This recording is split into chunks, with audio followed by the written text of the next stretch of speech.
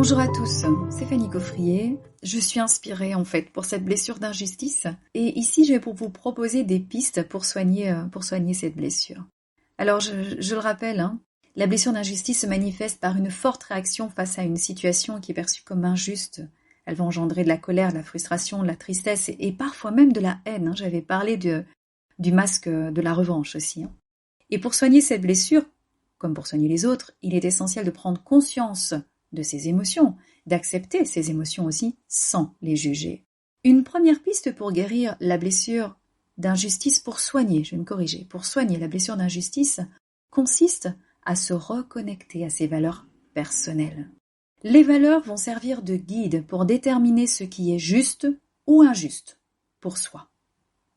En sachant ce qui est important pour vous, vous pouvez mieux identifier les situations qui ne sont pas en accord avec vos valeurs et vous allez pouvoir vous protéger de l'injustice. Une deuxième piste consiste à travailler sur son estime de soi.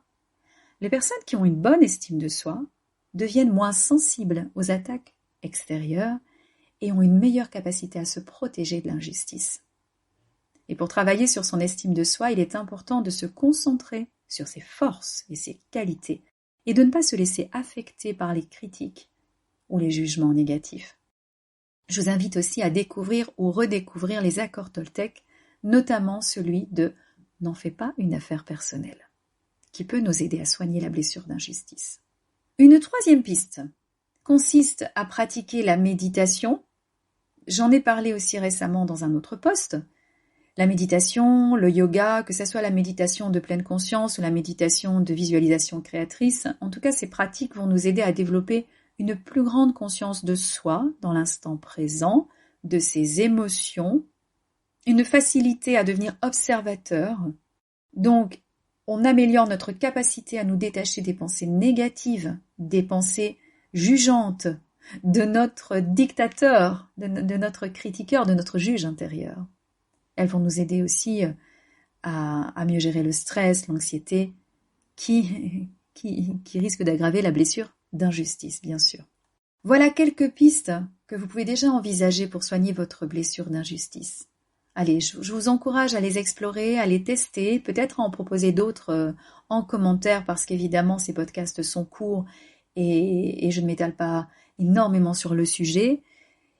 Mais voilà, vos partages sont intéressants, invitent à la réflexion, me donnent de nouvelles idées aussi pour de nouveaux podcasts et puis parfois me permettent de rectifier aussi une information pour laquelle je me dis mais tiens, j'ai pris un raccourci trop grand, là ça ne va pas.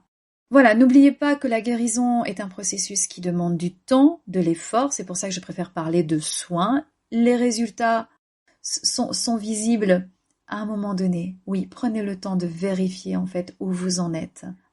Encouragez-vous vous-même, ça va booster votre estime de vous.